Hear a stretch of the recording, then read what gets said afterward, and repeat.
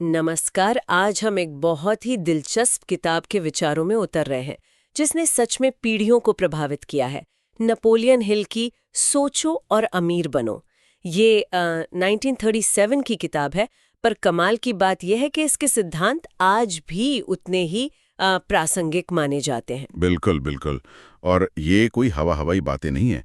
मतलब हिल ने इसके पीछे लगभग 20 साल लगाए थे। 20 साल? हाँ, Andrew Carnegie, Henry Ford, Thomas Edison जैसे उस जमाने के, आप सोचिए, 500 से ज्यादा सफल लोगों पर रिसर्च की थी उन्होंने। ओ अच्छा। उन्होंने पैटर्न समझने की कोशिश की कि ये लोग सोचते कैसे हैं, इनका काम करने का तरीका क्या है। और किताब का जो मूल विचार है वही अपने आप में इतना शक्तिशाली लगता है ना? हाँ, कि भाई जो आप सोच सकते हैं और जिस पर आप सच में यकीन कर सकते हैं उसे आप हकीकत बना सकते हैं। बिल्कुल। तो आज हम इसी के आसपास हिल ने जो मुख्य सिद्धांत बताए हैं उन्हें थोड़ा गहराई से समझने की कोशिश करेंगे। जरूर। तो शुरुआत होती है सबसे पहले और शायद सबसे जरूरी सिद्धांत से। हिल इसे कहते हैं स्पष्ट इच्छा, डिजायर। इच्छा मतलब चाहत। हाँ, पर ये सिर्फ यूं ही चाहना नहीं है। हिल कहते हैं ये एक जुनून होना चाहिए, एक जलती हुई इच्छा जिसे आप हर पल महसूस करें। ये कोई धुंधली सी ख्वाहिश नहीं है। अच्छा। इसमें एक एकदम साफ लक्ष्य होता है और उसे पाने की, वो कहते हैं ना, एक बर्निंग डिजायर, वो शामिल होती है। और हिल ये भी कहते हैं कि सिर्फ इच्छा रखना काफी नहीं है, उसे लिखना जरूरी है। शायद उसे पाने की कोई तारीख भी तय करनी चाहिए, उसे ठोस बनाना है। बिल्कुल, एकदम क्रिस्टल क्लियर। पर इच्छा के साथ ही दूसरी बहुत अहम चीज जुड़ती है, वो है विश्वास, फेथ। विश्वास ये कैसे काम करता है? मतलब सिर्फ मान लेने से? देखिए, विश्वास का मतलब है अपने लक्ष्य को हासिल करने की अपनी काबिलियत पर अटूट भरोसा रखना। हिल मानते थे कि ये विश्वास पैदा किया जा सकता है, इसे बढ़ाया जा सकता है। अच्छा, कैसे? इसके लिए वो आत्मसुझाव यानी ऑटो सजेशन की तकनीक बताते हैं। ये सिर्फ यूं ही पॉजिटिव सोचना नहीं है। हाँ, आजकल बहुत चलता है पॉजिटिव सोचो। हाँ, पर हिल का तरीका थोड़ा अलग है। वो कहते हैं आपने जो लक्ष्य लिखा है उसे रोज सुबह उठकर और रात को सोने से पहले जोर से पढ़ें, उसे महसूस करें, कल्पना करें कि आप उसे हासिल कर ही चुके हैं।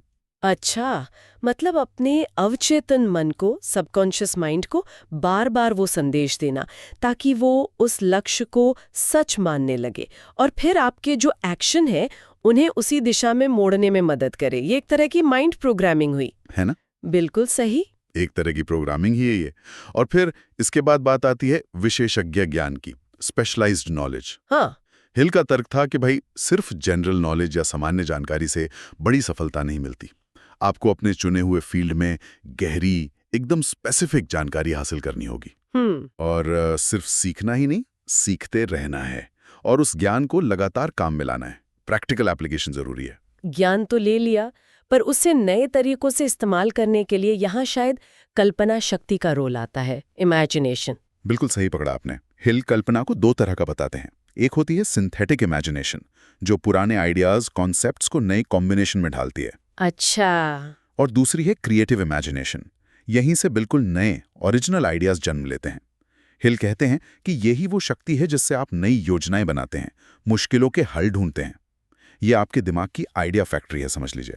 और आइडियाज को हकीकत बनाने के लिए चाहिए फिर एक ठोस संगठित योजना, ऑर्गेनाइज्ड प्लानिंग। मतलब सिर्फ सोचना काफी नहीं, एक्शन प्लान चाहिए। एग्जैक्टली। इसमें टीम बनाना, सही लोग जोड़ना, रिसोर्स जुटाना, ये सब शामिल है। और हिल की एक बात यहाँ बहुत बहुत जरूरी है।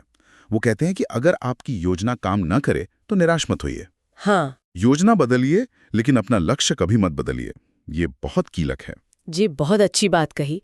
प्लान बदल सकते हैं पर गोल नहीं।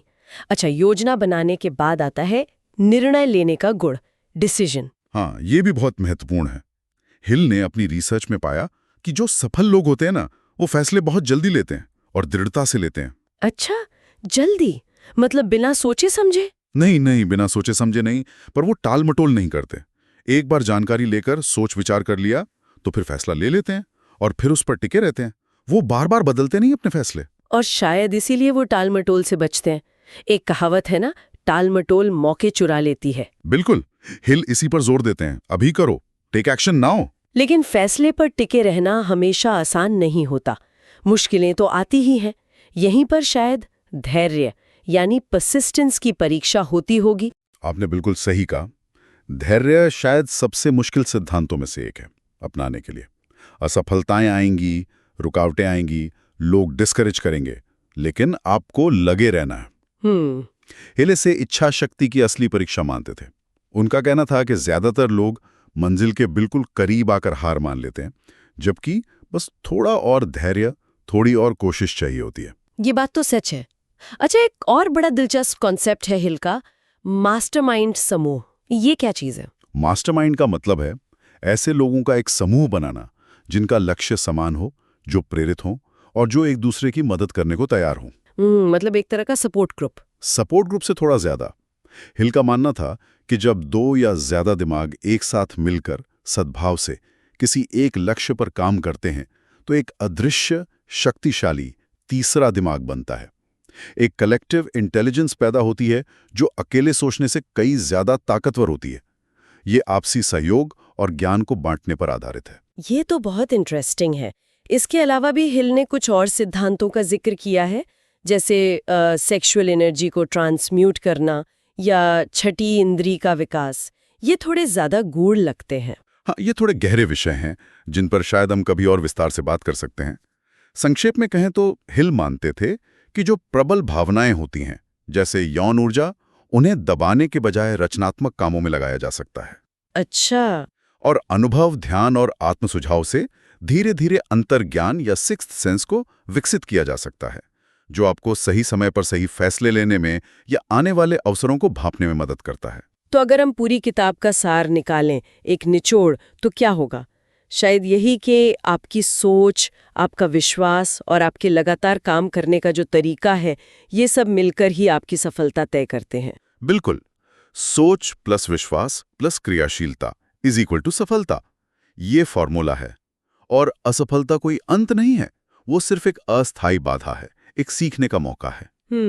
धैर्य रखना, अनुशासन बनाए रखना और सही लोगों का साथ, ये बहुत जरूरी है।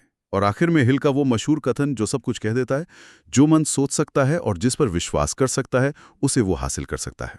वाकई ये मानसिकता की शक्ति पर बहुत जोर देता है।